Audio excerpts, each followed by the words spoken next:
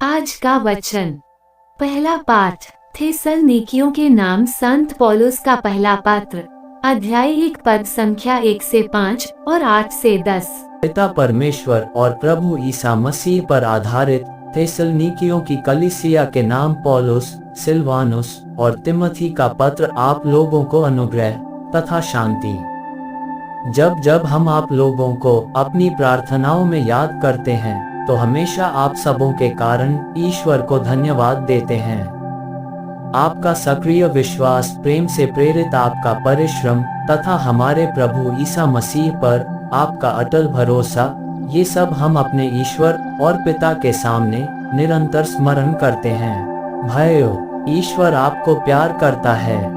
हम जानते हैं कि ईश्वर ने आपको चुना है, क्योंकि हमने निरे शब्दों द्वारा नहीं बल्कि सामर्थ्य, पवित्र आत्मा तथा दृढ़ विश्वास के साथ आप लोगों के बीच सुसमाचार का प्रचार किया।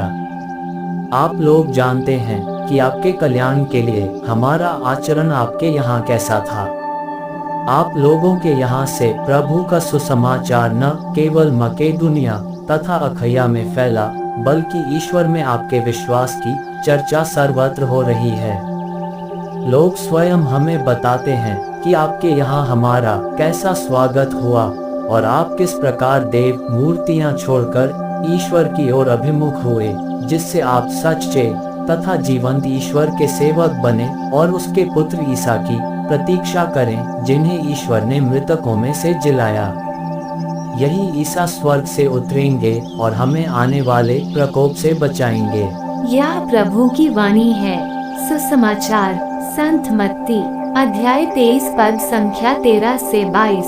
ढोंगी शास्त्रियों और फरीसियों, धिक्कार तुम लोगों को, तुम मनुष्यों के लिए स्वर्ग का राज्य बंद कर देते हो।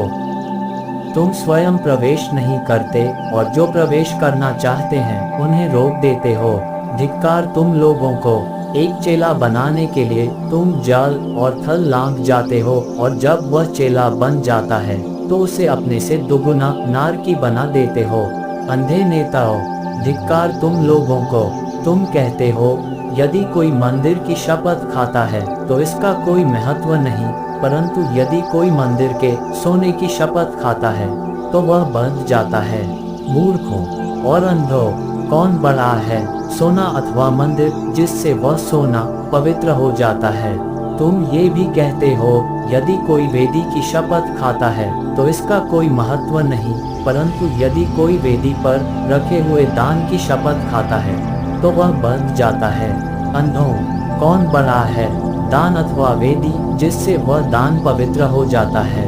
इसलिए जो वेदी की शपथ खाता है वह उसकी और उस पर रखी हुई चीजों की शपथ खाता है। जो मंदिर की शपथ खाता है वह उसकी और उसमें निवास करने वाले की शपथ खाता है, और जो स्वर्ग की शपथ खाता है वह ईश्वर के सिंहासन और उस पर बैठने वाले की शपथ खाता है। यह प्रभु का पवित्र सुसमाचार है। आमीन। आज का चिंतन। शास्त्रियों और फरीसियों ने पवित्रता के मापदंड को कहीं अधिक ऊंचा कर दिया था, जिसे साधारण लोगों के लिए पहुंच पाना बहुत ही कठिन हो गया था। पवित्रता या आध्यात्मिकता उनके लिए धार्मिक रीति रिवाजों एवं नियमों को पूरा करना था। एक तरफ तो वे धार्मिकता की चादर ओढ़े रहने का दिखावा करते थे, जो उनके आंतरिक जीवन को किसी भी प्रकार से प्रभावित नहीं करता था। पवित्रता या आध्यात्मिकता उनके लिए प्रतिस्पर्धा थी, जहां वे एक दूसरे को छोटा दिखलाना चाहते थे। पवित्रता के लिए चुने गए लोगों ने ही नियमों के द्वारा दूसरों का मार्ग अवरुद्ध कर रखा था। इसीलिए यीशु उन्हें धिक्कारते हुए धार्मिकता का मर्म समझाते हैं, जिसमें बाहरी दिखावा नहीं बल्कि जरूरतमंद और अन्य लोगों की सेवा को प्राथमिकता दी जाती है। आमीन।